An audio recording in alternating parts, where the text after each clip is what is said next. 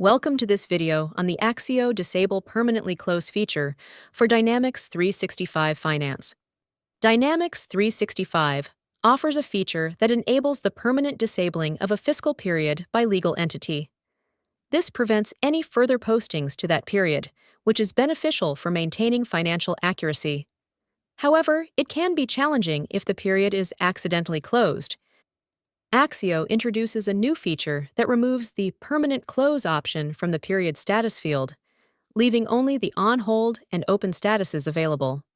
This feature helps prevent accidental period closings and can be toggled on or off as needed.